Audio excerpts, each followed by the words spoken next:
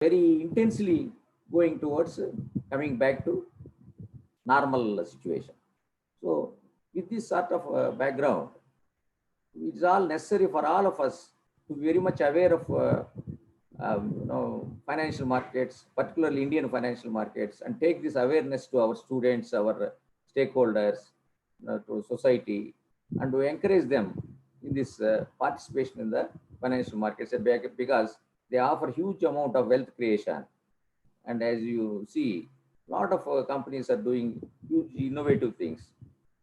So, with this short introduction, we will have a question and answer at the last 30 minutes. So, I request you any type of questions you just keep it at the last, and also list. So, I'm very happy that today we have a huge and highly respected panelists today. And now, I will hand over to Dr. Prabhakaran sir, who is a SEBI resource person also. So can you please make Prabhakaran sir a co-host? Okay, sir.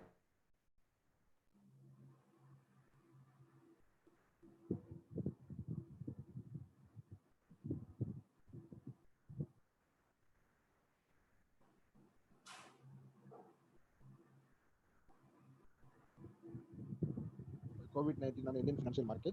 So first half I'm going to present, and another person is also going to present. So first half an hour I'm going to give about this all the areas. I'm going to touch some theoretical concept, and then go for this what are the impact of the COVID-19. So before first, this is an introduction about the topic. First, what is investment? We know investment. We know money generate more money. See, every human being without investments, without saving, uh, life is not well. That's why we are telling, as a financial experts, we are telling, save your life and invest your life. Then only after 60 years you will be peaceful. For example, you take NPS scheme, National Pension Scheme. This is simple example. Each and every human being, for a not professor, not a student, not a government employee, private employee, whoever it may be, after 2004, there is no pension. That's why this scheme introduced by Central Government of India. For a NPS scheme, for example, one person we can take, for example, 21 years, every month, 1,000 rupees saved, 1,000 rupees only for 15 years, 21 to 35 years. So next 25 years, no need to save the investment money through NPS scheme. So after 60, how much value he got means nearly 75 lakhs to 80 lakhs. So that's why we are telling investments is a long term, savings is a short time. What purpose we are going to invest? It is a long term. After 6 years, you are living in peaceful. That's why you know this person. Dr. Warren Buffett is a investment guru and is an American investor. And in India also one person is the Raju Jhunjhunwala. So both that the strategy also a little bit differ, mostly same. But Warren Buffett told, do not say what is left after spending, but spend what is left after saving. So he also given 10 golden rule for investment. Example for early age, investment start from early age, and risk taking ability. So how much percent we can take for risk? Generally, each and every human being we can take this. Without risk, we can't do anything. So how much percentage we can take depending on your age? Your age is now 25 means you can take 70% risk. Your age is 50, you can take 50% risk. After 60, don't take risk. So what are the investment options in India? There is a regular option only. Example for bank deposits, saving bank account, term deposits, RD plans, and then for bonds and debentures, and property. Property is nothing but for real estate and flat site, whatever it is, mutual funds, gold, stock. Okay. So nowadays, in the impact of COVID-19, real estate also there is no registration. Registration office also open, but they are not go for they are not do for this buying and selling for properties, and bank deposits also not happen. Why means because of the people also not having money.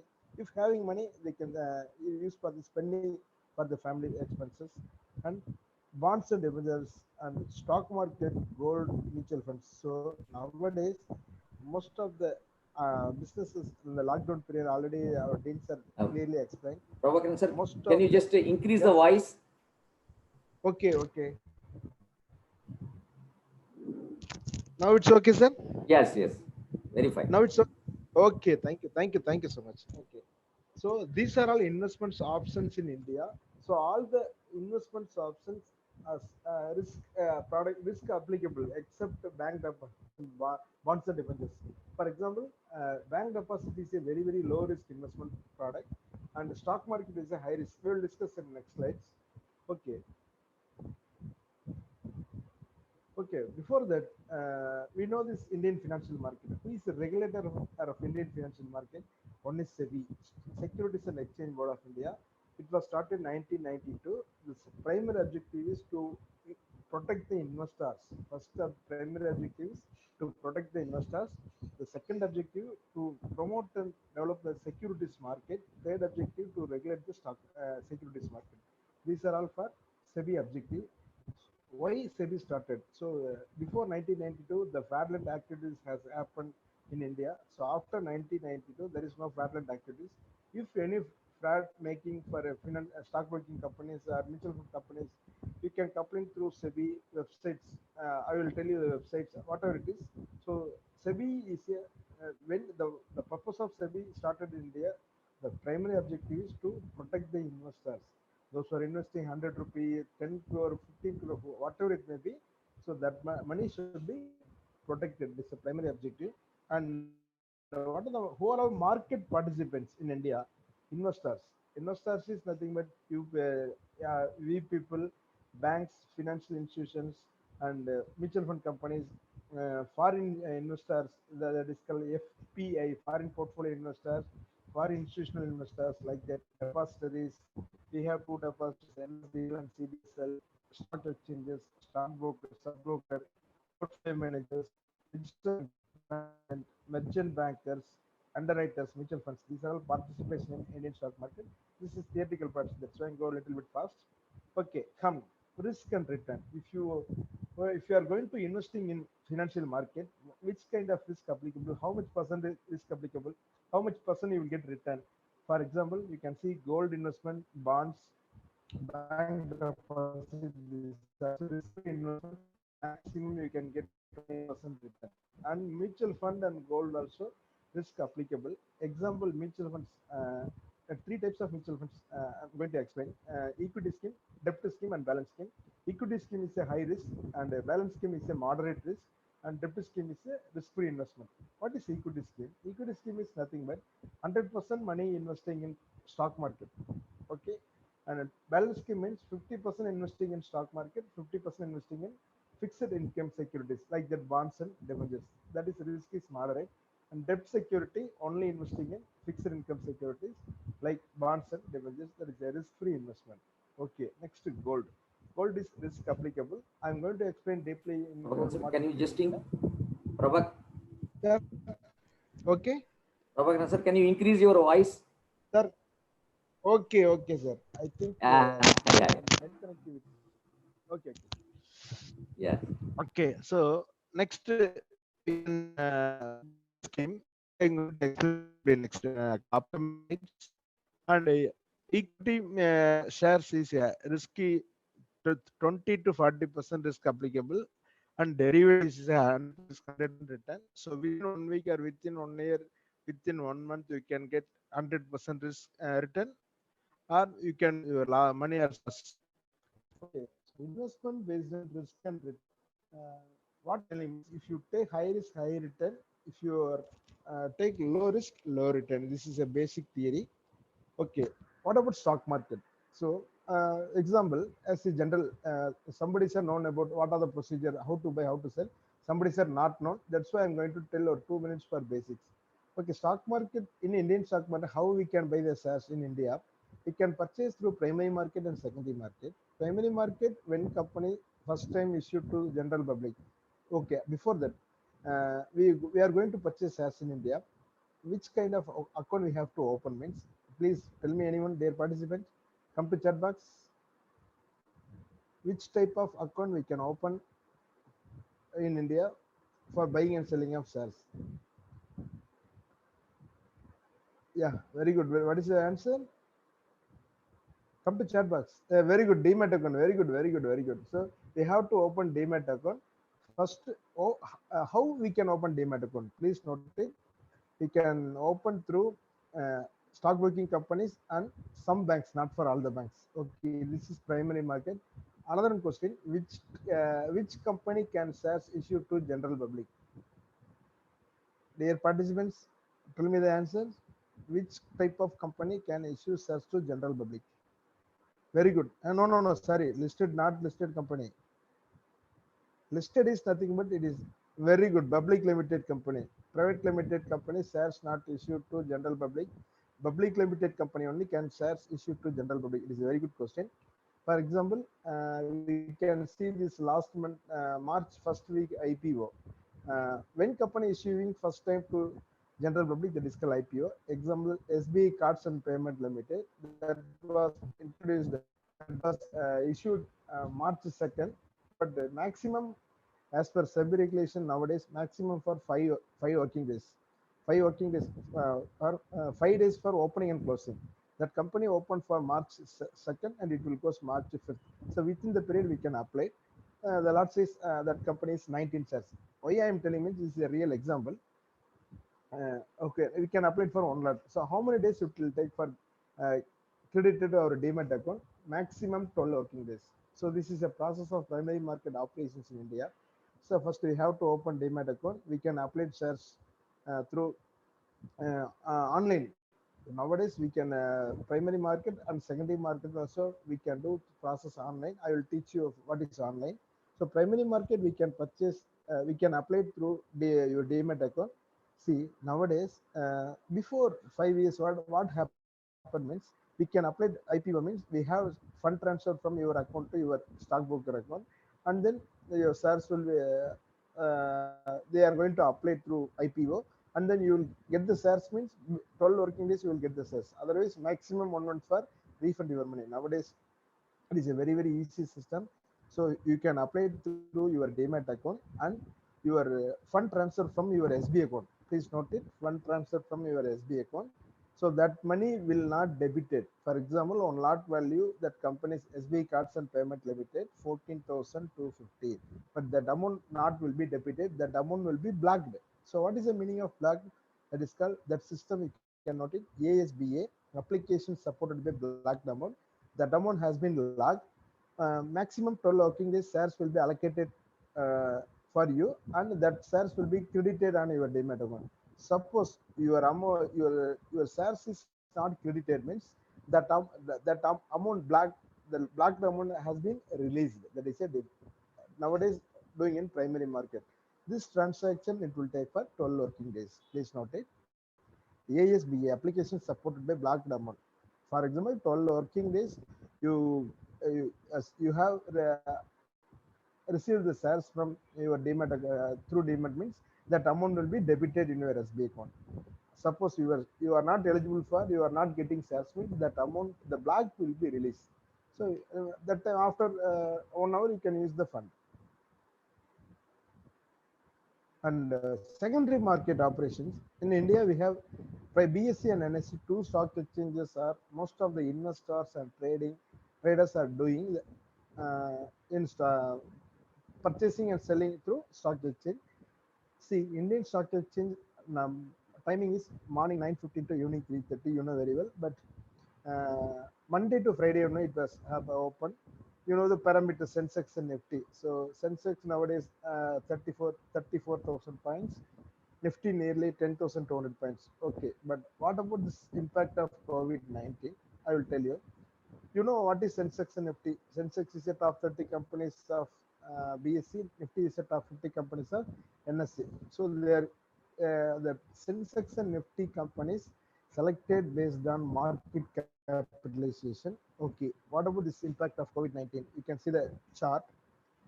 See, up to March 2nd week, Nifty level nearly 12,000 to 12,500 points. You can see the chart.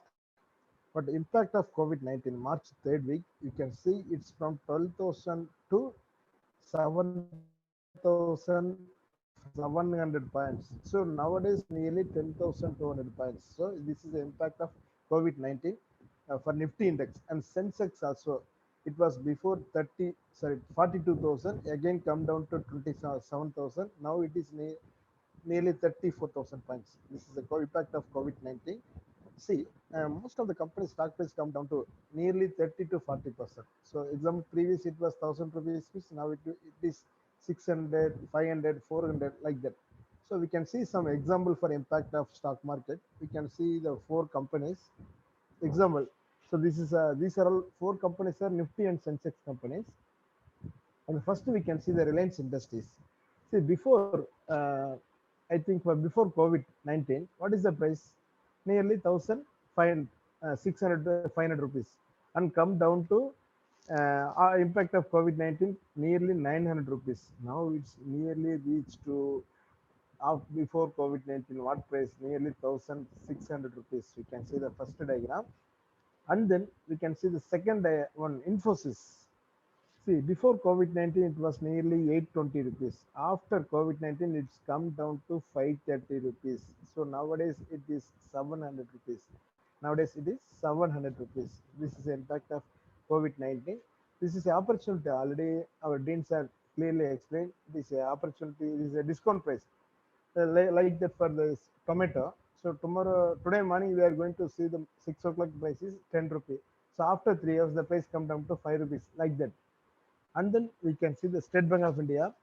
Before COVID-19, it was 340 rupees. Nowadays only now 170 rupees, but it was reached near 151 rupees last week. And another company, for example, L&T, before COVID-19, it was nearly 2,000 rupees. Again, come down to 1,200 rupees, 1,300 rupees nearly, and then nowadays nearly 1,850 rupees. These are all impact of COVID-19. Stock market prices come down. Now it's okay, but see, on information, most of the financial analysts and the stock market expert selling. So maybe this 6 month, next 6 months, the market will come down to 8,000 to 10,000 points, this level only. So what are the recent data we can see for FPI investment? FPI is nothing but foreign portfolio investments. We can see the 2016, 17, 18, 19, 20, and now we can see the minus because of COVID-19. They are going to take the money. Okay. What are the recent stock prices going to increases or decreases? You know very well, fundamental and technicals. And 99% stock prices movement based on the fundamental informations. And when fundamental information is not available, not supported, that time we have to follow the technicals. So technical analysis we can do uh, through web pages. We can please note the web pages: nscguide.com, charting.com, onlinetradingconcepts.com, and nscindia.com. We can go to for technicals, and bscindia.com also. So these are all technical analysis. We can see, we can find the levels. Okay, next mutual fund. So mutual fund industry also now impact of COVID-19.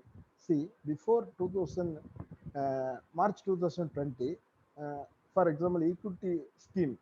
Already I told you, mutual funds is nothing but it is money collected from various sector, investing in money collected from general public, investing in various sector. And equity scheme, I am already explained equity scheme, balance scheme, and debt scheme. So equity scheme, 100 the three scheme I'm going to give some example. uh, Equity scheme, for before COVID-19, the net asset value. Normally we are telling net asset value. Net asset value before 120 rupees means nowadays only 90 rupees. But before 1 month it was 80 rupees because of COVID-19. And balance scheme, for net asset value before COVID-19 it was nearly 112 rupees means after COVID-19 now 105 rupees, 7 rupees minus return has come down. And debt scheme is fixed. Before COVID-19, the price is 105, net asset value 105.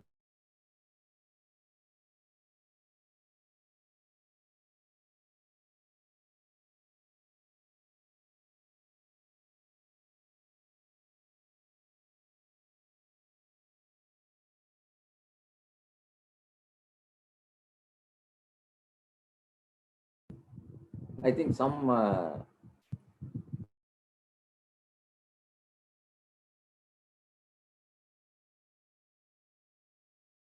so I will just summarize what Prabhakaran sir is trying to discuss with us, because this due to this impact of lockdown and also the fear of this coronavirus crisis, the markets have fallen down very much, and now it is again coming back to normal. So a lot of industries like you have no, airlines have started, and other no, metals, banks. If you see banks, bank industry has recovered hugely. So the banking sector, and now consumers are also going very heavily for various industries. So like now hotels are increasing heavily. So the consumers like retail sector and no, steel sector, even auto sector is also recovering very heavily. So what is the investors are always looking forward. So what is happening in the future? So they don't look for backward. So that type of investments and always positive effect. See, in the short term, the markets may go down. If you see the long term impact of the markets, so long term always, if you see within 10 to 15 years time frame, markets always give positive returns. So that way, you can see that there is a long term drift in the stock market. So this type of investments we have to encourage. And being in the financial markets, we are one of the number one derivative exchange in the world. So like NSE derivatives, number of contracts is traded is number one. So we have various types of contracts like Nifty and Bank Nifty are the basic top traded derivatives, index derivatives contracts. We have index derivatives, we have stock derivatives, index options, stock options, apart from no equities. So that way, we have a huge ecosystem in India. So I think there is some problem with the audio with Prabhakaran sir. Just can you see, Sharon, can you see now you can connect?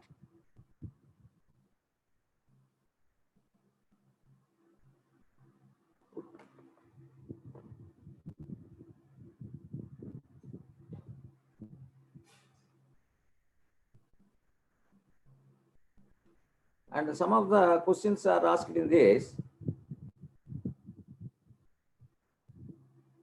Is this 10,000 some levels? So there is a lot of, no, the levels will be there, but you need not bother about levels. So what they say is that there is a time in the market. You have to spend more time in the market, not timing the market. That means you can't say that this is good, that is not good. So the more time you invest in the market, you will get the benefit of this long-term investments. Now we have another top corporate expert who is having a real-time experience on financial analysis. Is Mr. Saket Malhotra. He is a CA and CS and a financial analyst. So now I request Mr. Saket Malhotra to take over. Sharon? First chance. Okay.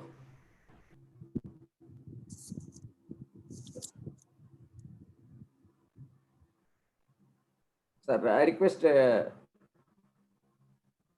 Saket Malhotra to please. Sure, sir. Just give me a moment. Conference. Yeah. Just give me 1 minute. Sure. Not a problem. Yeah, not a problem. So we have different people. We wanted to combine both corporate and academic so that it makes our discussion very rich. And he is a very wide follower in Twitter also, because in the finance field. So as he keeps analyzing how the companies are giving results and what is their business strengths, what is the SWOT analysis and various things. And he is, to tell you, he's a person from ITC. So ITC has given huge returns to the shareholders in the past 1 year or so. So that way, I think the consumer goods companies are also picking up heavily in the market. Now we can learn a lot from the CA Saket Malhotra. He has live experience. Yeah, thanks a lot. Thanks a lot for that introduction. Glad to be here. Could you enable my screen sharing? I believe that's disabled. Sharon, can you share the screen of Saket Malhotra, sir? Okay, sir.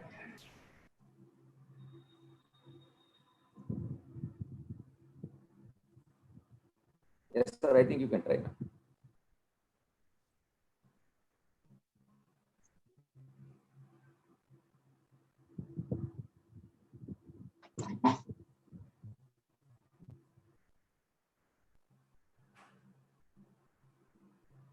Okay, I can share the screen now. Great. Can everyone see the presentation? Yes, sir. Yes, Saket. Okay, great. Okay, so thanks a lot. Thank you, esteemed panelists. That was a lovely presentation to begin with. So let's just start with as to how we'll be dividing our discussion in terms of going through this process.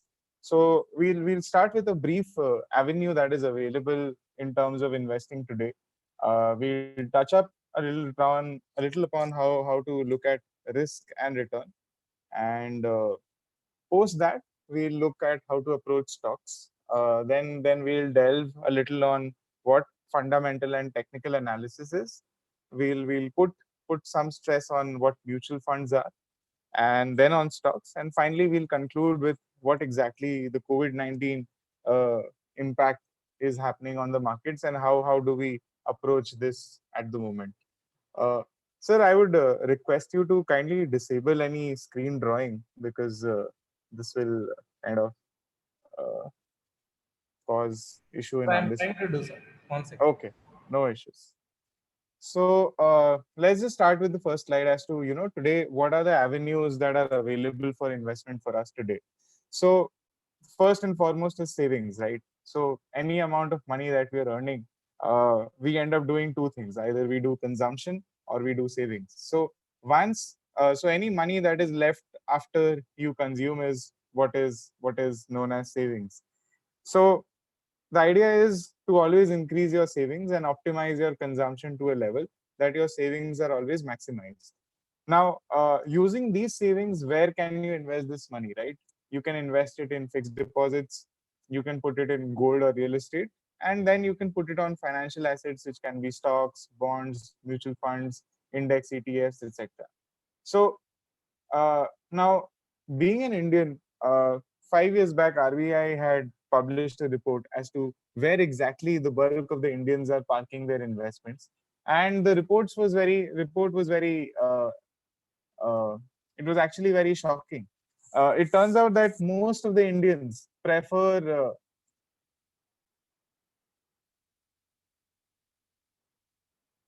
okay. Sir, can you please stop the screen sharing? 1 second. Sure.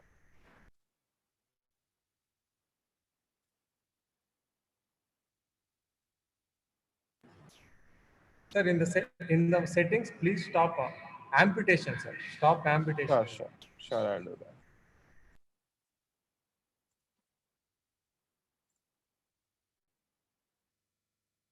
I think there's some sort of I believe I believe we are some good. people will No issues. Yeah. Hide annotation. Okay, great. So I have disabled it. Yeah. I believe hopefully we'll not expect any more drawings. So yeah.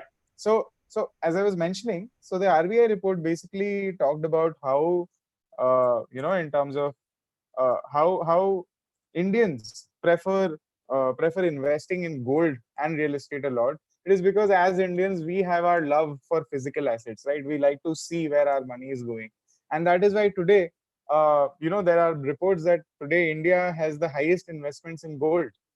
And if we talk about real estate, prices have been always sky high, and and they've not really kept up with inflation. They've always been ahead and above and beyond, right?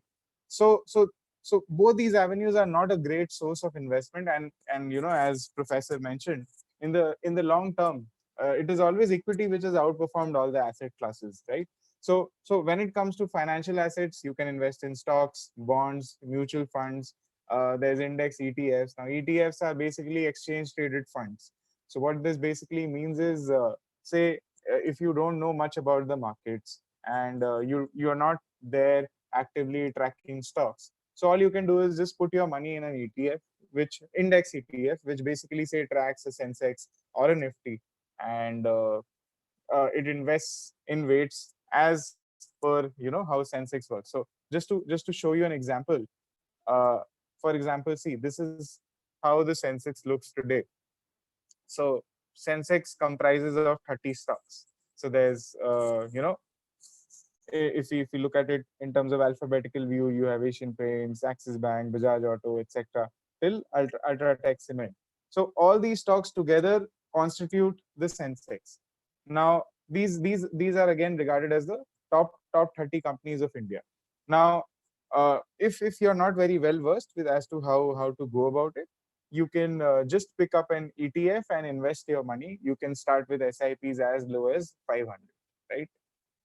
So before delving deeper into how to approach mutual funds and stocks, it's very important to understand the relationship between risk and return, right?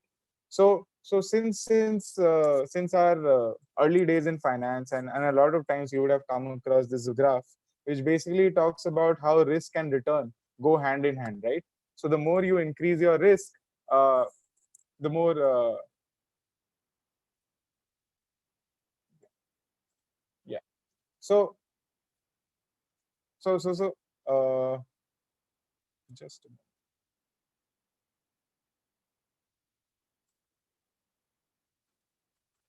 Yeah.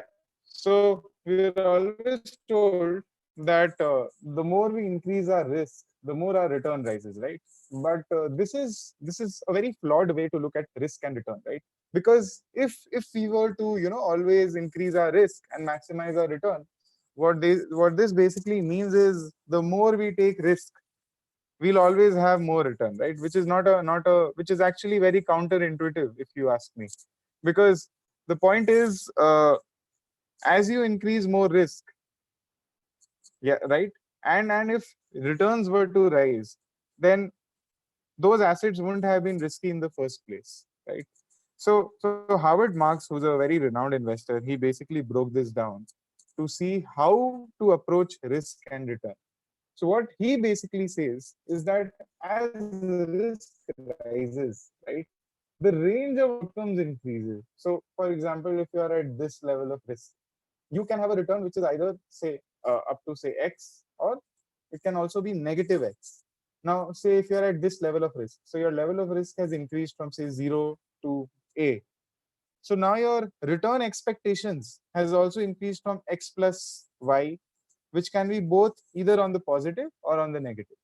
Similarly, so on and so forth, till the time when you reach a point where you have risks maximized, your return can either be really high or it can be really low.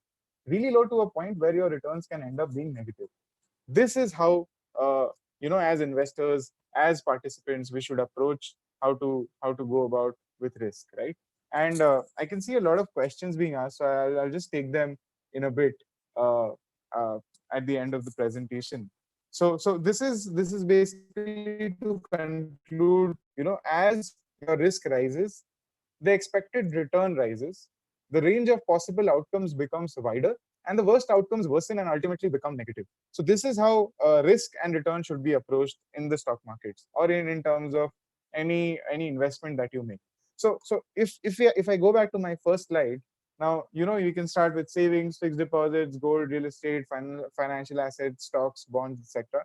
Now, in terms of, say, returns, right? We all know fixed deposits in the country today can give us anywhere between 3 to 5%, because RBI has been slashing interest rates, and so a lot of returns that banks offer is linked to those interest rates.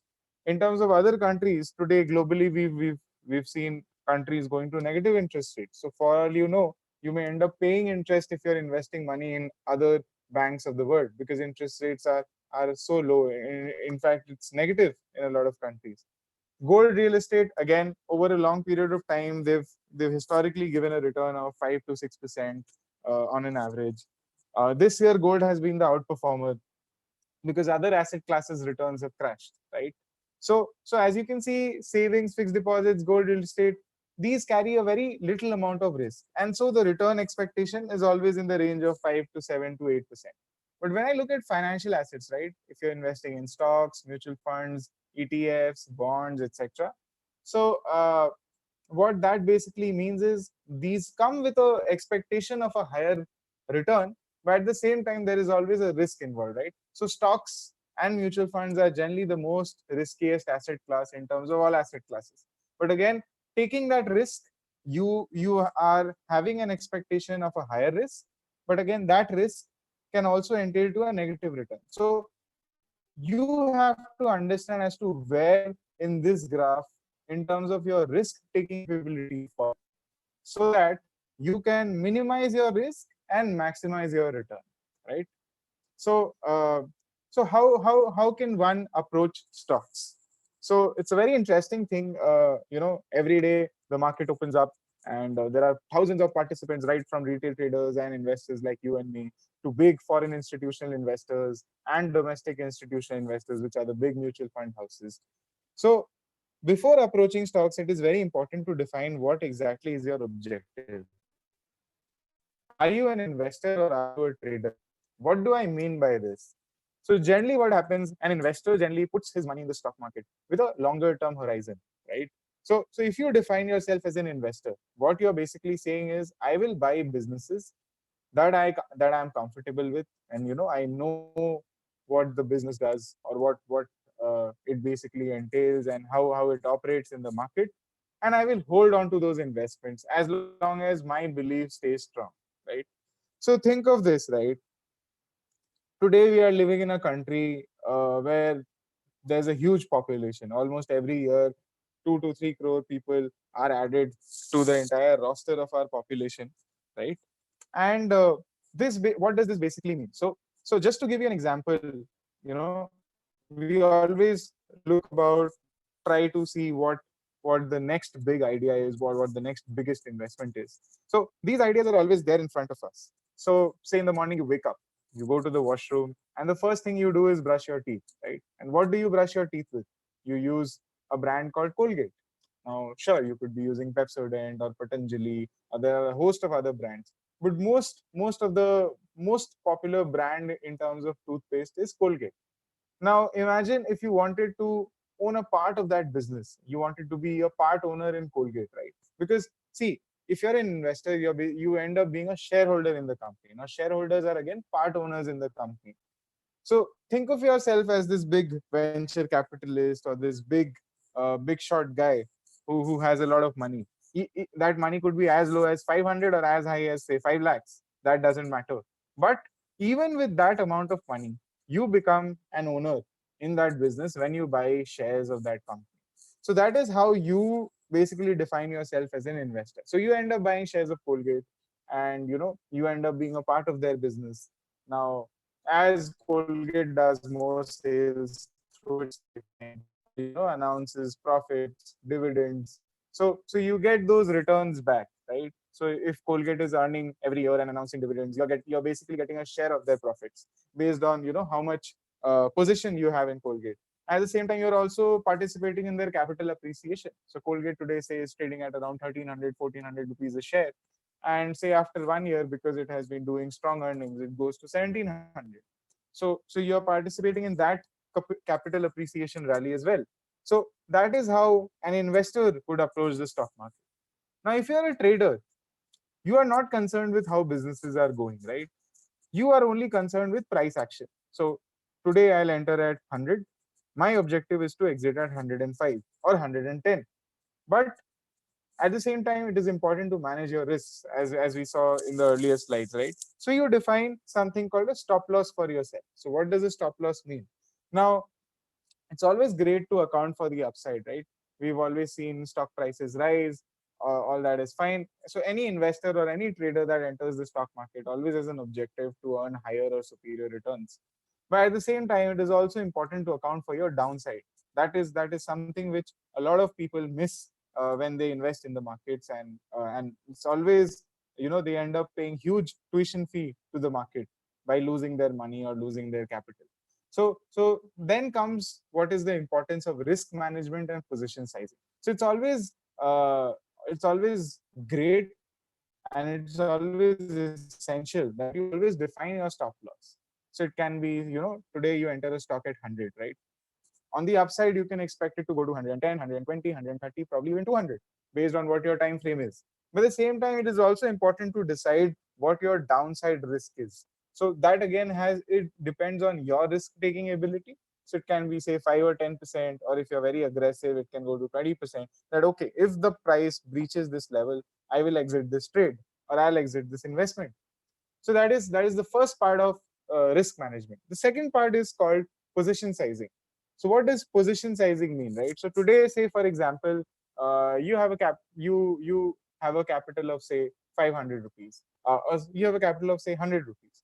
So it is very important to size your positions. So you don't go all in into a stock or all in into one investment. You define a position size.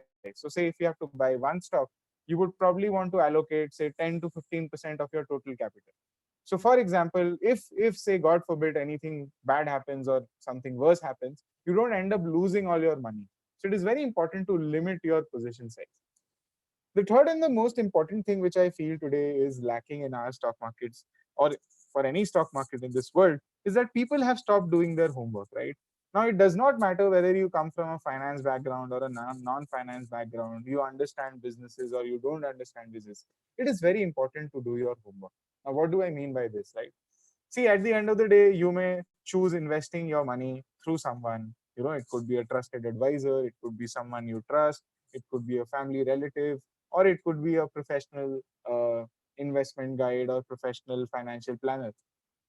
Now, what you have to realize is that this is your own hard-earned money. Now, you may rely on, say, primary or secondary advice to invest in stocks, but it is always important to do your own homework, right?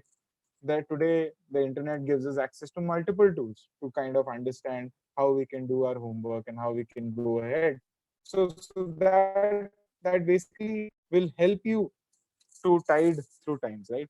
And if all this is too complicated for you to understand, and if you still want that, okay, I still want to participate in the stock market, a good place to start with will be, say, with mutual funds or with index ETFs, right? An esteemed panelist before me explained how mutual funds work, and how there are different kinds of mutual funds operating in the market. So you can start with investing in that, right?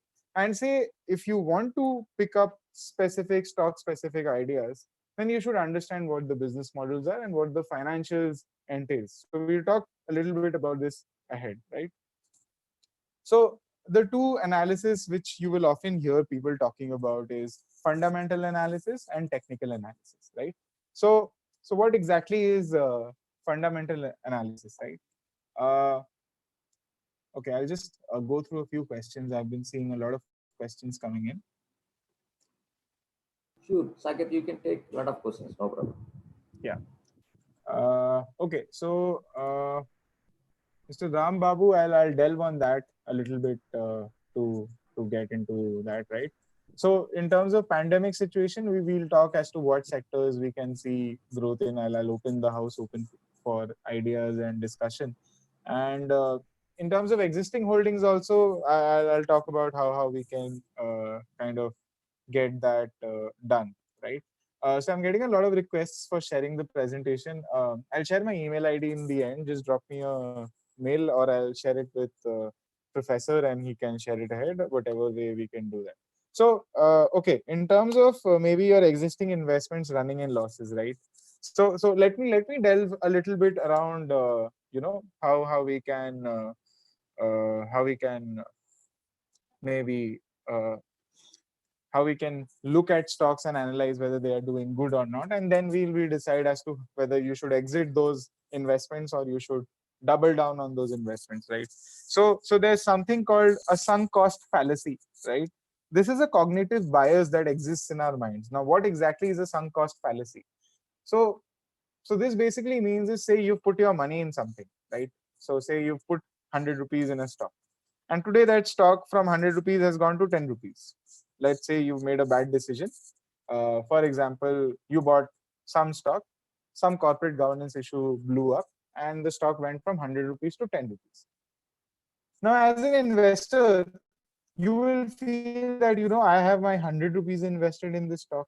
Today it is at 10. Let me put 100 rupees more and average my purchase price, right? But what now this is a classic example of a sunk cost fallacy. Now, at 100 rupees, the investment was never great, which is why it went to 10 rupees. So, so what makes the stock so great right now that at 10 rupees you want to double down, right? So that is a question that as investors we often fail to ask, right? And we often fail to ask these questions as investors and as say rational human beings as to why did this go lose 90% in the first place. So what we end up doing is, say we have a stock which has gone from say 10 to 40. We will sell that stock, we'll use that 40 rupees and we'll buy the stock which has gone from 100 to 10. So to answer your question, we'll first have to see whether your investments are really good. So I've defined a short framework which you can assess to understand the value of your investment. And then we'll make a decision whether we should exit those holdings or we should double down. Okay. So I hope that answers your question. Now, coming back to the presentation, in terms of fundamental and technical analysis, right? So fundamental analysis basically answers your question what to buy, and technical analysis basically answers your question when to buy. Okay. So fundamental analysis can be done through, say, profitability ratios, looking at P&L, balance sheet. There are multiple ratios that you can look at. So I'll mention a few key ratios that I specifically look at before investing. So hopefully, again, it's always important to have your own framework, because it's great to hear how different people can tell you that, okay, they use this framework or they use that framework. But at the end of the day, you should always listen to everyone, but at the same time have your own homework and have your own framework that you are comfortable with. And then there's technical analysis. So this is basically reading charts. There are moving averages, graphs, indicators. There's RSI, MACD, multiple indicators are there. So what I would recommend participants is, there's a tool called Zerodha Varsity. You can go online and refer to that. They have very basic modules, very basic PDFs that you can read either through your mobile app or through your website and understand how technical analysis works, right? So moving ahead, mutual funds, right? So while we are approaching mutual funds, we'll come across these 5 to 6 parameters we often hear people saying. So the first and foremost we'll see all mutual funds talk about is their assets under management, as to how much money are they really managing, right? So now you would want to invest. Now again, this is where you basically have to define how to look at assets under management. So there could be a mutual fund which has 10,000 crores of assets under management. There could be a mutual fund which has 500 crores of assets under management. So both of these ends of the mutual fund does not really tell you that, okay, this one is better or this one is worse. But as an investor, it is a good to know thing as to how much money is this mutual fund actually managing, right? So in an industry where fund houses are accustomed to managing loads and loads and large amounts of money, it becomes important to see as to, which fund are you investing in and how much money are they managing, so that, in terms of what exactly their importance becomes. Now, the second factor to look after assets under management is, say, the role of the fund manager.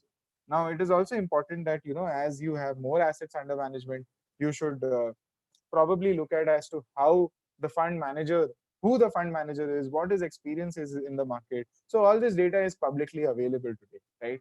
So whether the fund manager has a track record of performance, whether the fund manager is new, or what exactly is his educational background. So all these things today are quite available in the stock market today. Then comes an expense ratio, right? So what exactly is an expense ratio? So any mutual fund today, say what a mutual fund basically does is it say collects money from all of you, all of us, and puts those money in stocks. Against those bouquet of stocks, it gives you a net asset value. It gives you a stock unit of the mutual fund, which basically fluctuates based on the individual prices of those stocks. So what happens is, in order to do that whole activity, the fund manager would take a share of his expenses, say his salary, or in terms of how the fund performs. So say if the fund is returning above 10%, the fund manager would take a share of that return for himself based on the total assets under management of the fund. So all this is basically translating into what is the expense of the mutual fund. So this is basically hived off your total returns, and it goes into managing the fund. There are various expenses in terms of managing the fund. So multiple people open their accounts on a daily basis, so there are administrative charges. So all those expenses are managed from the money that we are putting in. So at the end of the day, you would want to choose a fund which has a lower expense ratio, because that basically means is that the fund manager has been very effective in terms of managing returns and lowering his costs, right? The other thing we hear a lot is about what is a direct mutual fund and what is a regular mutual fund, right? Now, these terms sound very similar to each other, but they're actually very different, right? So a direct mutual fund basically entails that you can buy the mutual fund directly from the mutual fund house, right? So in order to do that, you can just so say for example, you've done your research and say you've finalized on a fund called say the DSP Quant Fund. So it's a fund by DSP BlackRock. So what you do is you go to the website of DSP BlackRock, you sign up using their own website, and you pay the amount and you get your fund started. So that is a direct mutual fund. Now, a regular mutual fund is basically how these intermediaries come into play. So you have Zerodha, you have IIFL. So you have all these stockbrokers today that can offer you to buy and sell mutual funds on a regular basis. So that is basically a regular mutual fund. Now, the difference between a direct mutual fund and a regular mutual fund is when you go and buy a regular mutual fund, the stockbroker or the intermediary through which you are buying that mutual fund basically gets a share of commission in that, and that commission is capped by SEBI at 0.5%. So what effectively it means is your net asset value will have a small deduction of say 0.5% than say a direct mutual fund. So that is the basic difference between the two. So uh, my advice at this point would be, do not fuss about the 0.5%. If you are comfortable going with your broker or with an intermediary, go for a regular mutual fund. If not, if you're tech savvy, just go on to any website and start with a direct mutual fund. Then comes, we'll hear these terms called lump sum and systematic investment plan. So what does this basically mean? And then finally, goal-based investing. So when we are investing in mutual funds, we should have a goal defined for us as to why exactly are we putting this money. Is this money for buying a new car after 5 years? Is this money for buying my own house after 10 years? Or is this money for my marriage after say 6 years? So once you have a goal-based investing, a goal defined, your investing objective becomes easier, right? And then you can basically make a lump sum contribution to start with, and then have a systematic investment plan defined.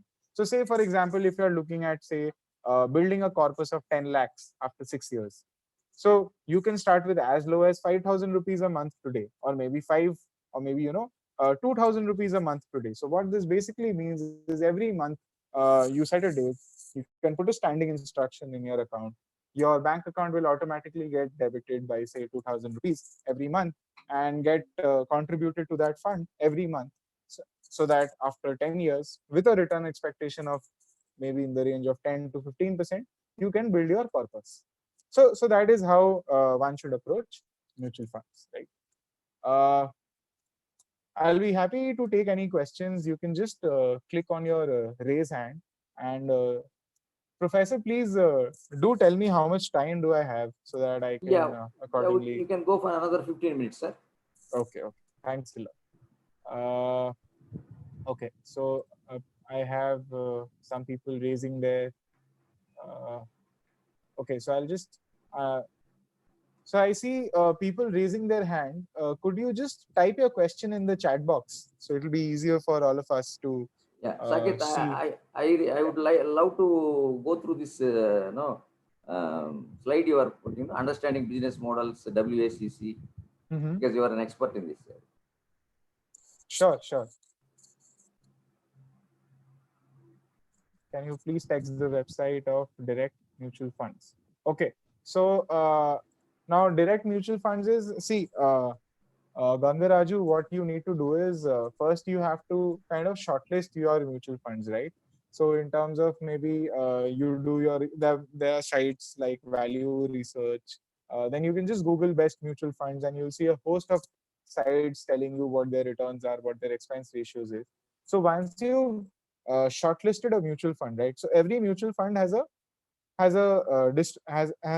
company behind it. So it could be, say, Motilal Oswal Index Fund. It could be say DSP Quant Fund. So these are the fund houses. So for example, if you finalize on investing in, say, Motilal Oswal's index fund, so you go to Motilal Oswal's website, you just do a Google and Motilal Oswal Fund House, and you go to their website, and that is how you can start investing with direct mutual funds. Okay, so I hope that answers your question. Yeah, so I can see a lot of people raising their hands. Feel free to just write your question in the chat box and I'll be happy to answer. Okay, so gold bonds today, Saroj, so what happens is gold bonds generally come for a initial issue by the RBI. So RBI always announces a date. So I believe last a month back, a new series was announced. So once the series is announced, you can either invest in those bonds through your bank account, or the other thing what you can do is once those bonds are announced by RBI, it then lists on the exchange, just like regular stocks. So you basically need to you can buy it from the open market. So today, if you want to buy a gold bond, it is trading in the stock market and you can buy it directly from that. Okay. Do we need to pay a company's liability in which we have been as a shareholder if it goes bankrupt? No. So generally, the company's liability is always limited by the shares that is there in this. Generally, what happens is if a company, God forbid, goes into bankruptcy, the debt holders have the first charge on the company. Equity holders have the final charge in terms of how you go about it. And there are various investor protection norms which will protect minority shareholders. So there are, it is a highly unlikely scenario where you would have to pay for any liability for any company. Yeah.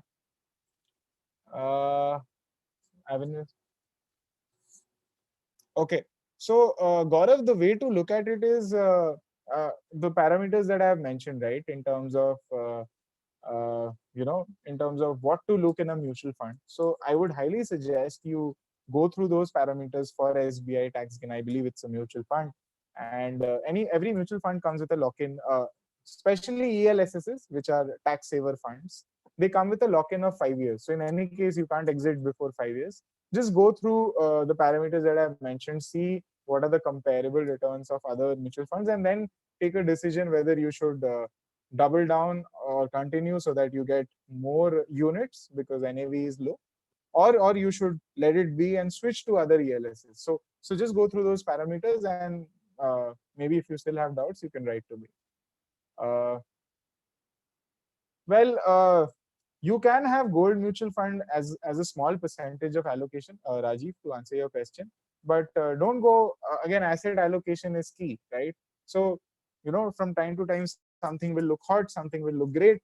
So it is, as investors, we should be rational. We should not get swayed by emotions, and maybe have some allocation in gold, because as an asset class, it has clearly outperformed this year. So maybe 2 to 3% of your portfolio can go into gold or gold mutual funds, right? Hanuma, I'm not sure with your question, what is the future of share market because there is no product. Are you referring because businesses are not running? Is that what your question is? Okay, great. Yeah, Mahesh, again, I've answered this question. Okay, Pavan, see, debt funds have been in the bad light these days. That is partly because debt as a product has its own flaws. I've written a detailed article on this on my website. So you can go to saketmehrotra.com and you can and read that article. So hopefully that will answer your questions, right? Okay, so I'll take those questions later. Let me just complete with my presentation, right? So coming to stocks, right? So say you've crossed the hurdle of mutual funds and now you want to invest in stocks. Uh, to start to start investing in stocks, it is very important to understand what the business model of the stock is. Now, what do I mean by this? See, point is, if you are thinking of investing in stocks, you basically are an investor, right? So as an investor, what you need to understand is you're a part owner in that business. So if you're a part owner in that business, it is very important for you to understand what is the business of the company, right? Now this is again where Warren Buffett and Charlie Mungers of the world have talked about their circles of competence, right? So do you understand this business or not? So for example, today,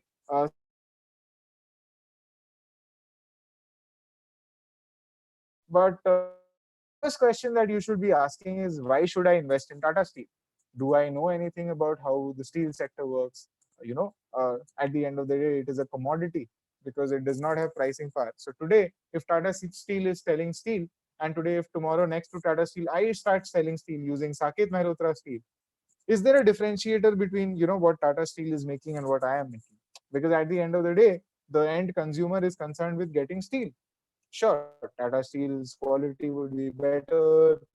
They've been in the market for so many years, so they'll probably make better steel than me. But it is at the end of the day a commodity, right? Uh, the end use of steel would be in, say, making bridges, making buildings, or making TMT bars, for all you know. So it is very important to have an understanding of how the business model works. Now, for the past 6-7 years, steel has been subjected to global value chain inefficiency. So from time to time, China keeps, varying their output, which basically depresses prices throughout the world because time to time the output rises. Same is the case with crude. So the OPEC, which is a oligopoly body based in Middle East, they basically decide how much oil they'll be producing, right? And that gives supply shocks, price shocks throughout the world as to whenever they increase their supply, the prices crash. Whenever they decrease their supply, the prices rise. So a lot of these businesses are affected by global factors. So do you understand the business of the stock that you're investing, right? So from time to time, you will see analysts coming on TV. You will see people writing in newspapers that today this sector is hot. 3 months back it was specialty chemicals. Today it is pharma. So from time to time, all these sectors keep coming up, and they keep telling you that okay, this sector is hot. This sector is doing great. So it is very important to understand what business you are investing in, right? So personally, for example, I understand the FMCG business because whenever I go to a kirana store or I go to shop for my groceries, I try to understand, say, from the shop owner or from the person who's selling the produce to me, as to how his business is doing, which companies products are moving, which companies products are not moving. So that for me is a great starting point to look at, say, FMCG companies, whether I should invest in an HUL or a Nestle or a Britannia. So just to give you an understanding. So this again comes from the Peter Lynch school of thought. So Peter Lynch is a great renowned investor in the West, and he's written multiple books on stocks and investing. And he basically talks about how you can start looking at stocks. So in his book, One Up on Wall Street, he's basically mentioned that a lot of times people like you and me can know about the multi-bagger, the next multi-bagger, just by looking at these signals, or going through our latest grocery store and seeing what is selling, rather than say how Wall Street is there, right? So we can probably get on a stock much ahead than how, say, the great big institutional investors can. But again, you have to understand that investing in stocks come with big risks, right? So stocks, in terms of, I mean, Mr. Prabhakaran explained very beautifully the risk return trade-off amongst asset classes. So stocks comes at the highest end of that spectrum. So it is very important to be cautious, right? Because if you see in the last 1.5 years, we've seen multiple issues of scams and corporate governance issues coming in, and stock prices have almost plummeted in a matter of days, in a matter of months. Think of Jet Airways, DHFL, Cafe Coffee Day, Vakrangi, multiple names have come through India. So it becomes very important to understand whether the corporate governance of the business is sound, whether the brand is really a reputed brand, and accordingly move ahead. The second thing is, which is very important, is the weighted average cost of capital, right? So what exactly is this? So now in finance, there is a concept called a cost of capital. So what does this cost of capital basically mean, right? So today, for example, if you're putting 100 rupees in a business, you can put that 100 rupees from out of your pocket into the business, or you can go to a bank and take a loan of 100 rupees, right? So if you're putting 100 rupees from your pocket, you really don't know what is the cost, right? But in finance, that is not how we should approach the cost, right? So we look at the opportunity cost. So say if I did not have this 100 rupees in my pocket, I would have gone to a bank, right? I would have taken that money on loan. So that basically is the cost of capital. So that can, in India, it is roughly in the range of 9 to 13, 14% based on what the capital structure is. And you can read about this in detail. I'll have to, crush my discussion because of paucity of time. So, so, uh, so what happens is, as a business, it is very important to beat the cost of capital. Now, what do I mean by this? So, say for example, you are earning, say, uh, 15 rupees from the business. Now that is captured by a ratio called ROCE, return on capital employed. So in terms of, it is basically, the formula to look at it is EBIT, earnings before interest and taxes, by capital employed. So if your ROCE is less than your cost of capital, what this basically means is you're burning money, right? You're putting money, say, at a cost of 9 rupees or 10 rupees, and at the end of the day, you end up making 7, 8%. So what this basically means is you've not even beaten the cost of capital. So in the end of the day, this basically means is you're burning your own money. So most of the companies in India do not pass this basic filter of having a return on capital employed which is high or which is superior. So what that means is the company has actually been burning money over a period of time. So if the company in itself has been burning money and not making reasonable earnings which are beating their own cost of capital,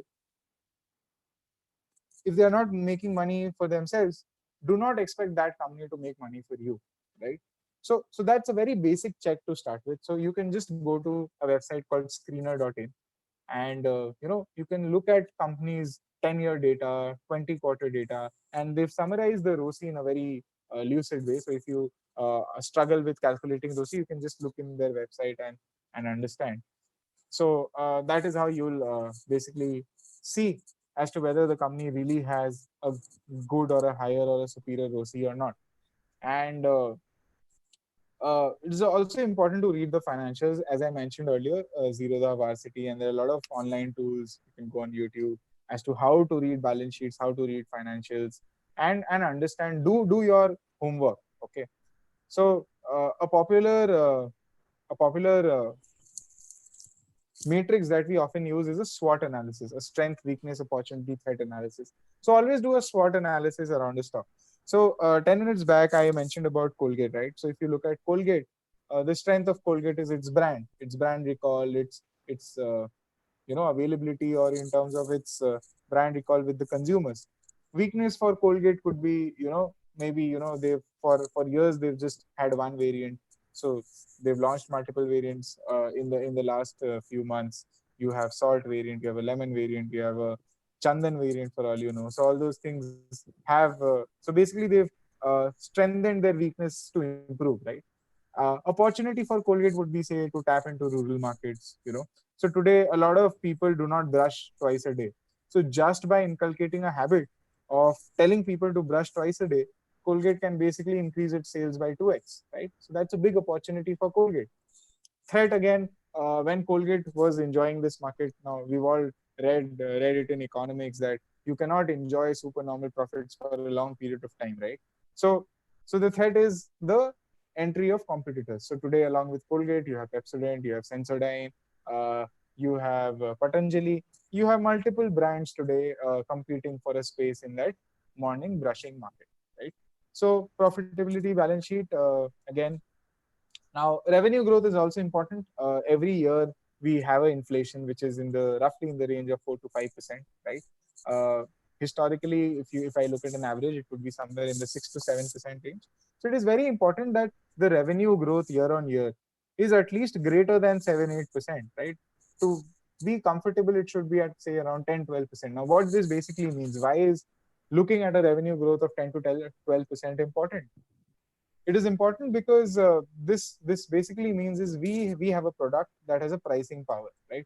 So we can beat inflation every year. So if you look at any FMCG stock today, you know, they are very expensive.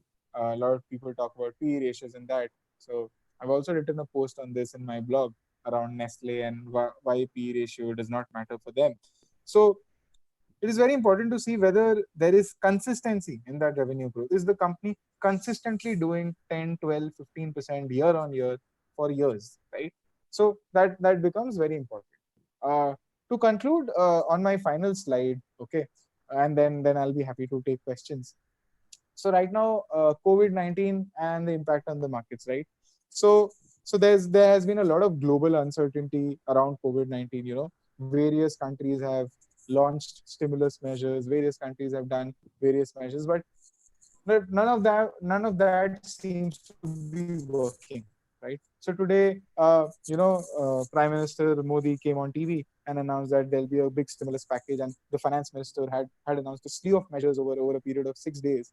You know, a lot of economists argued that they were not sufficient. A lot of economists said that no, they are sufficient, but uh, but it's always good to look at the finer details, right? So a lot of structural reforms have been announced. Agriculture has been deregulated, so today the farmer can go to anywhere in the country and sell his produce, which to my mind is a revolutionary move.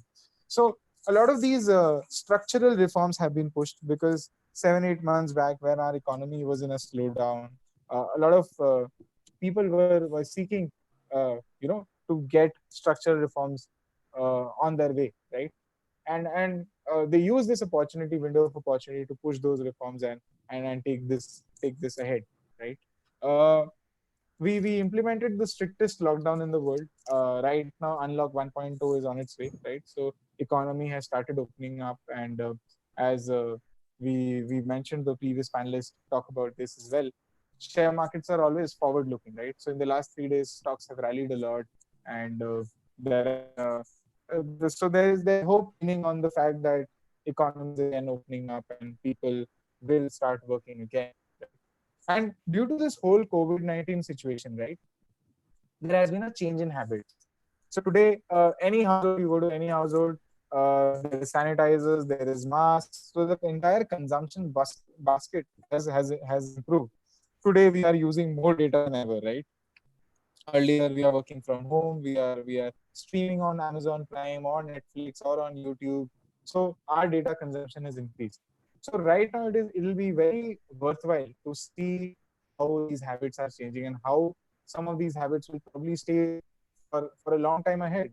For all you know, every household will need an extra pair of computer peripherals because children will probably be attending schools.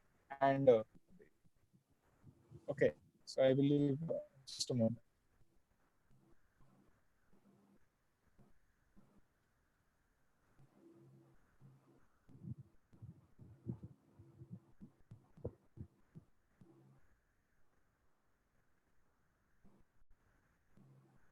Thank you, sir. Now, uh, Sharon, can you take Dr. Anurag Agnihotri? Okay, sir. Sure, sir.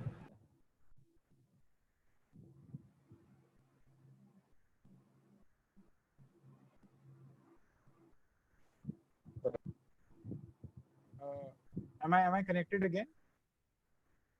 Sir, I will take after another speaker, sir, comments by another speaker. Sure, sure, sure. No problem. We'll no, have a few comments from them. Sure.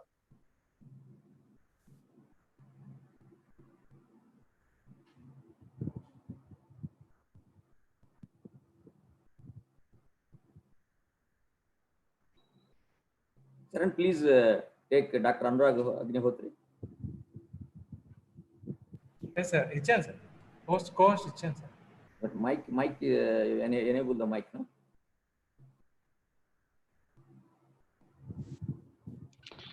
Yeah. Dr. Saab, welcome. Dr. Saab, welcome. Thank you, Dhananjay. How are you? Fine, fine. Nice, nice. Okay. You So, can add your comments, sir. Yeah. Okay. So, I'm sharing my. Shall I share PPT? Not necessary, sir. You can just give comments. That's because some problem with that sharing screen. Okay. Okay. Okay. No, no. You can come. Not an issue. Just a minute. This Saket Malhotra has to stop. Yeah.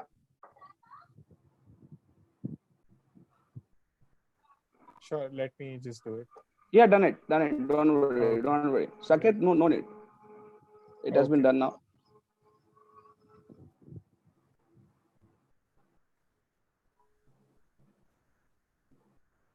See, this was the earlier to me. I was listening to Mr. Shakit. He was very candid in his approach and explained the basics very well.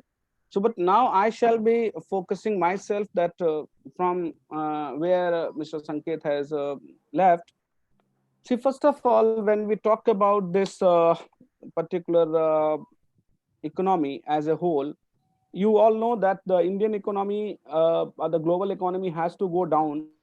That's the first reason, because that's due to this COVID-19, due to the lockdown. Entirely, this particular process has come to stand still, which has not been done. At least in our lives, we have not seen that any event which has put stand still, put the pause button on the production and all the activities in the country, and which has resulted that there is a lot of dear friends, anyone who wants to ask anything can type in the chat box. I've opened the chat. I have opened the chat box, so there will not be any problem on that count. So there is always but now what is going to happen? When some pandemic comes, this will give a possibility of a W curve. But which we are seeing today is after the unlocked one, this particular process is going up. And when this is going up, and say if you are having a total cases of this pandemic, more than say 5 lakh or 10 lakh, or say 20 lakh, some experts say, and some experts are also saying that it can go beyond say 50 lakhs. If it goes, then again this market and the whole economic scenario can come down, and then there will be a problem. Now, what is happening now of this? Because we are feeling that this has come out of the China, and that is why economic and emotional backlash against the China is going to happen. Now the question is be ready for that? No, as of now, we are not ready for that, to take the opportunities which is going to come to India. And that is why the government has to ensure, and not only the government, it is the industry has to ensure that they should be investing a lot of money into the manufacturing activity, and the government should invest into the infrastructure, so that more and more public, more and more foreigners can come to India and invest in the things. Why the people are thinking of coming to India or some other country? Because earlier to this, the China has become the world contract manufacturer. But today, diversification in production is required, and that is why they are looking for other sectors. So India can be a good point for that. Then this discretionary spending. Now this will be going down in India because you do not have money. There are a lot of people who will be losing their job. I have written a lot of things, but as has said, Dhananjay has said that I have to go be to the point and be specific, and the less time is available.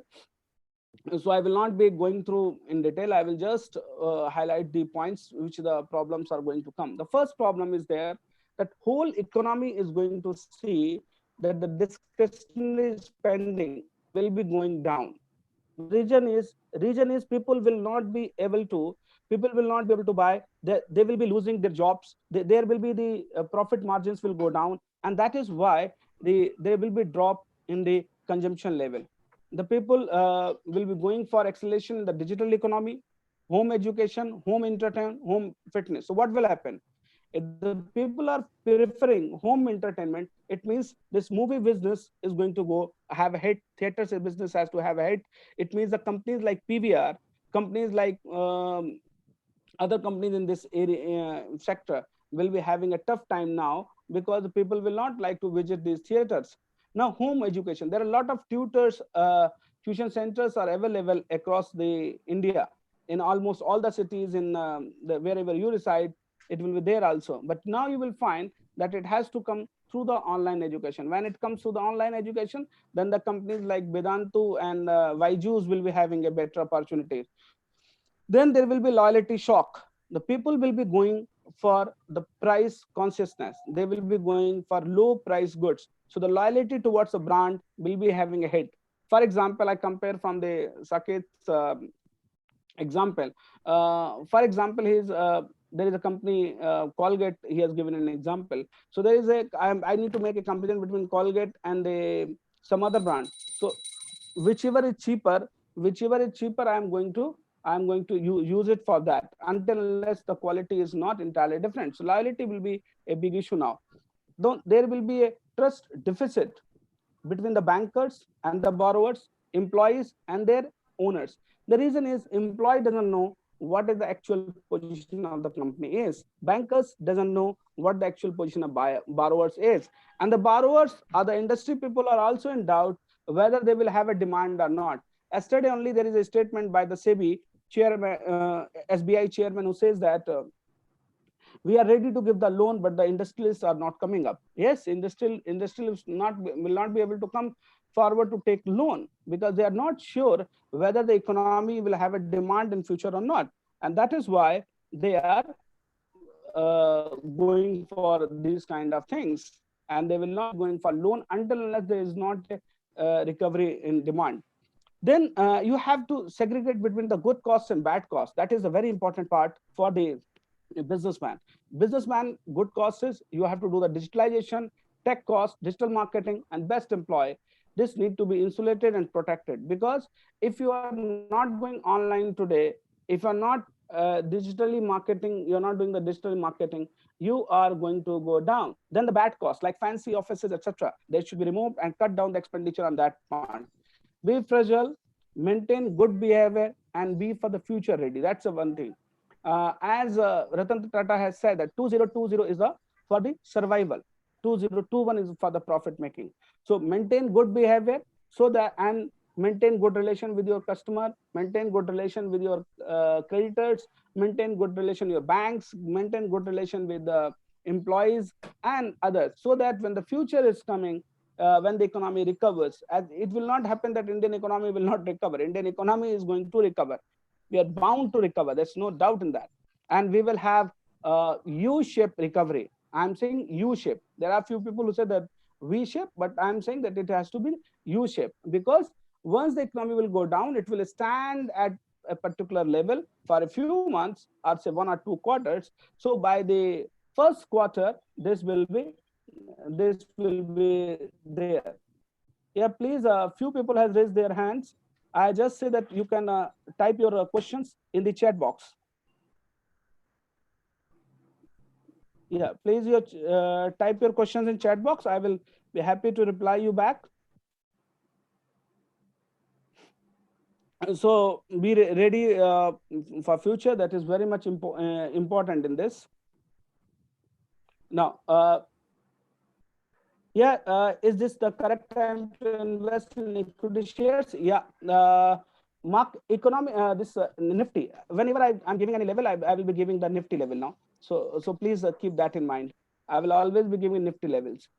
So Nifty is as of now 10,060, 10,060. But if you ask me, I have run the this Dow theory, Dow analysis, and this Nifty is bound to come back to 7,500. The reason is this particular quarter where this COVID-19 effect is there, that is started from the April. So April, May, June. So June quarter result will give it the real picture of the economy, and by that time, the people will also be sure that how much damage the business has taken. So in the month of July onwards, I see a downfall into the market, and which will be around 7,500 or 8,500. The between this 1,000 points it will be. And if it is going to that hands, so you have the cash in your hand and invest into the money which the companies having a business which will compete in future. For example, do not put your money into the traditional companies. Put your money into the put your money into the pharma companies. Put your companies who are IT specialists who can reduce their cost. That is very much important. Any company which has having a business which comes to this a lot of show business, that will not be. So that you have to government. And now the government has already given 20 lakh crore rupees a package, but that package is insufficient, keeping in mind the lockdown effect which the economy will have. It is being estimated that this lockdown effect will have more than 1.5 trillion. So if it is that, the government has to put that much money. So there will be a lot of inequality into the economy because a lot of jobs will go. And one more thing, when this individual, this question from Anusha. Anusha, it is always better to continue your investment into the mutual fund until unless you are not doubting the scheme itself. If you're not doubting the scheme, if you're not doubting the fund house, please continue to invest. The government must concentrate and get more capital from outside. Now, how to get the capital from outside? We have to do some reforms whereby the money can come up and that can be invested. However, that will always be come with some rules and some conditions. So government explore deficit financing, printing the currency. Now, once you print the currency, it has got inherent problem that it will increase the inflation into the economy. So the poor and the middle class will suffer more by that. So in place of increasing their income, it will be rather a problem. So that is why the people will, government has to think on that how much capital need to be released, how much currency need to be released into the economic system. So for what I suggest that, sir, excuse me, Anurag sir. Anurag sir. Because a lot of people are impatient, we will just have for some question and answers. Then we will get the end. Yeah, please. So I'm skipping my presentation. You do one thing. Yes. You please start asking the questions on this, and I will continue. Yeah. Sure. Sharon, can you enable videos of Anurag sir? Okay, sir. Sure, sir. Prabhakaran sir and Saket sir. Okay, sir. Sure, sir. It has been friends, it has been a very encouraging feedback from all of you, and very nice to interact and become a part of you appreciated this Narayana MBA family. We have put a lot of efforts in conducting and bringing all these experts together. And this financial markets is always a contentious subject, because a lot of people will have a lot of opinions. Unless people have different opinions, the market will not survive. So if all of us are in the only one opinion, there is no market. So I may say market will go up, some other person may say market will go down. So the different time frame participants, institutional investors, retail investors, and people who are traders, who are short-term traders, daily traders, swing traders, so many type of people are there who keep on participating in the market according to their risk and time frames.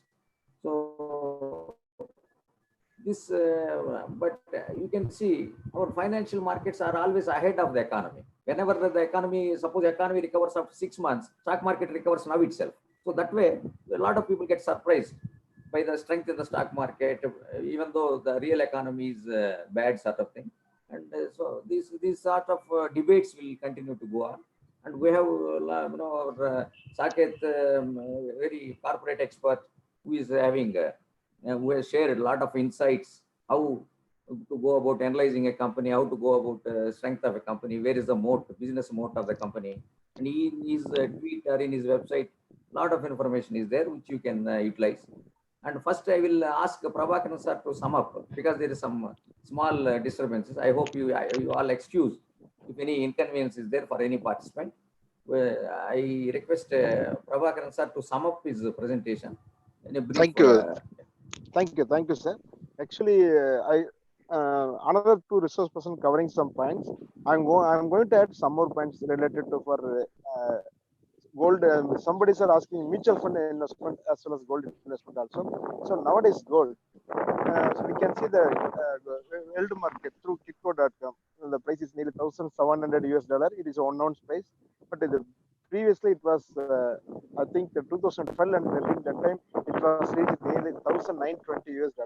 Maybe we are expecting this year 2020 it will reach to lifetime high. This is $920 US. So for impact of the COVID-19, before it was 1,450 US. But nowadays the price is nearly 1,700. So more than $250 has increased. So 1 ounce is nothing but, I think the finance faculties, non-finance faculties, please note it. 1 ounce equal to 31.10. So normally we are India, we are telling for the investment purpose 24 carat equal to 99.9% gold. That is a 1 gram price, like that. 31 gram price equal to $1,700 US. See, Yeah. so before that, this is the gold prices, and then mutual funds. So mutual funds industry also now tremendous changes. See, before COVID-19, I told you equity schemes return is, you can assume, plus 20%. Now it will come down to minus 10%. After this recovery, it will turn nearly minus 6%, 4%, like that. Depends on the scheme. Okay. So nowadays, what my suggestion is, so my suggestion, another two panels also telling about this stock market. Maybe it come down to nearly 7,500 to 8,000 level for the Nifty. And so the gold is an alternative investment. So maybe it will going to touch 1,920. It is a maximum. This is lifetime high. So better you can invest in short term for gold. And if you are investing in the stock market, wait for few months, maybe 2 or 3 months.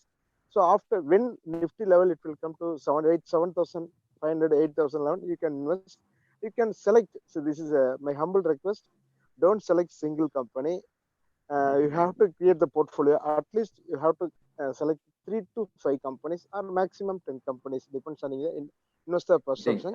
Thank you, Prabhakaran sir. I think Sir, investing in gold is a very old wisdom. Our grandmas and our ladies in the house know very well. Yes. So I think our finance professors are lagging in the investment of gold. Yes. So now I will request Saket sir also some small disturbance at the end. So to sum up his ideas and his inferences from this. Sure. Portal. Should I share the last slide? I believe. Sure. Please. I will just do that. If you could just enable my screen sharing, I'll just do that. Sharon, please enable screen share of Saket. Okay, sir.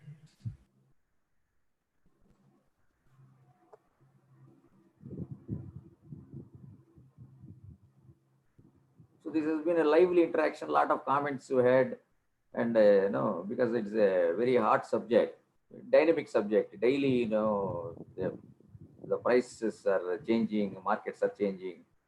So that way, we had been very happy to receive. You can now share the screen, sir. Thank you. So see, I would request. Okay. Some disturbance coming from someone. If you could just mute your mic. would be great. Yeah. So just to conclude, a lot of wisdom shared, around asset allocation, maybe having some allocation in gold. Can you hear me? Hello. Yes, Saket. Okay. So a lot of conversation has happened around asset allocation to gold, this that. So I'll just sum up the last slide that I had in terms of what COVID-19 entails and what impact it's actually having. See, right now the only thing certain in these markets is uncertainty, right? So that is something which we all have to live with. And right now, as I was mentioning about the changing in habits, so if you want to look at companies of the future, maybe these are the companies to go about. We could see a big push in automation coming in, IT implementation probably taking a big stride. So it is always important to see which businesses will stay relevant, right? During this time, right, when this lockdown was there, most of the companies went to zero revenues and they had costs on their P&L. But something like, say, telecommunication, was the demand for that was booming. For all you know, we were consuming more data than ever, right? Now, there's this another thought around vaccine, right? Whether as to how much time will it take, who is building that vaccine. Every day we hear news that this company has started trials or this is approaching to the market faster. So the thing about vaccine is the entire life cycle of a vaccine takes time, right? So you have to test it, you have to do enough trials, and finally the ultimate dispersal to the end consumer, that takes a lot of time. It can, even if say today we get a vaccine tomorrow, to get everyone on this planet to get that vaccine can take anywhere between 3 to 5 years, right? So uh, so so so the entire thought process should be that we have to learn to live with the vaccine, learn to live with the virus and take our precautionary measures. And right now, since prices have depressed, stocks have hit multi-year lows, rather than trying to bottom fish what has really corrected, maybe it's a good time to have a good look at the financials, the businesses, the modes, and then focus should be on buying good businesses, right? Rather than trying to just go and buy ahead whatever is available cheap, right? So one approach which I would suggest is, so say if you want to invest 100 rupees in the stocks, say you've shortlisted, say 2 mutual funds, 3 stocks, 1 gold, etc., and you want to invest 100 rupees in that basket, do it in a very mechanical approach. So do it, say, over the next 10 Fridays or next 10 Wednesdays, right? So what this will entail is, you start with, say, investing 10 rupees this Friday, next Friday you again put 10 rupees, so on and so forth. So over 10 Fridays, you've basically shifted or averaged your purchase price across 2.5 months. So even if, say, stock improves a little bit, you get a benefit of positive averaging. Even if it reduces a little bit, you'll get negative averaging. Because right now no expert can call at what level Nifty will be after 1 month or after 2 months, right? It's a very futile exercise, to my mind, predicting or forecasting, because there will always be differences between what you forecast and what you achieve. I mean, 6 months back no one would have seen COVID-19 coming. We were seeing analysts giving targets of Nifty at 15,000, 16,000. For all you know, Nifty ended up at 7,500. So to my mind, the focus should be on buying good assets, buying good businesses, and once you're convinced around a business, be sure to stick around with that until and unless your initial assumptions change. So just to conclude, that would be my concluding thoughts around this. So Saket, thank you, Saket. Thank you. Prabhakaran sir, can you enable your video? Prabhakaran sir. Yeah, why I told you, I'm very happy to see the background of Prabhakaran sir. Lot of greenery, trees and all these things. I think that is the way in the COVID. We have to go to the nature. We have to interact with the nature, and that lessons from COVID is how from big cities to suburbs and green locations. Now I just request our Anurag sir to give a final comments, and then we will try to close it on time. Dhananjay, I would only like to share one thing, that our banking sector will have a very tough time.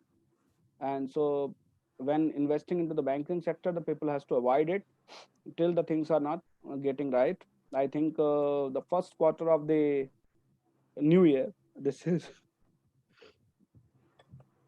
sorry, this is the first quarter of the 2021 that will determine in which direction and how much dent economy has taken and how much the dent has been taken by this particular your banking sector. NBFC will have a tough time. So as of now, please avoid NBFCs and the banking sector. Put your money into the more of the tech business and the companies which can work from home, like IT companies, etc. That will be giving the good return to the business, and whose business model, as the Saket has pointed out, Peter Lynch, whose his thought is that the product should not be faddish. Whose product is not faddish, that business should be taken up, and that will give you the demand, and that will give you the revenue. Rest, avoid for the time being. If you want to be the long term investor. If you are intraday trader or day trader, you can do any damn thing, whatever you want. But if you are investor, then put your money into these companies after the first quarter of the 2021. That's the first thing. And as far as the government is concerned, government has to come out with a deficit financing, has to put more liquidity into the system, and has to give more money to the consumers, so that this should put you in the whole they should give the purchasing capacity in the hands of lower middle class and middle class. Otherwise there will be very less consumer spending, and a lot of problem is going to come into the economy. This is what I will say as a concluding remark. Thank you, Anurag sir. I think it has been a wonderful session, wonderful audience, and no, it's always we look ahead with a positive environment, because human beings are always innovative, and they will go on sort of a fire mode after this is opened. So it will be some sort of huge purchases, and all these things will happen according to some estimates. So there's been a wonderful audience, and please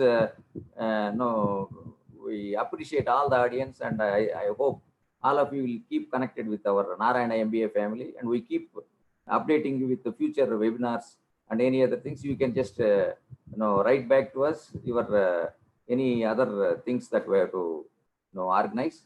Thank you very much. Thank you for attending. Thanks a lot. Thank you. Thank you, dear. Sharon, can you end the session? Sure, sir.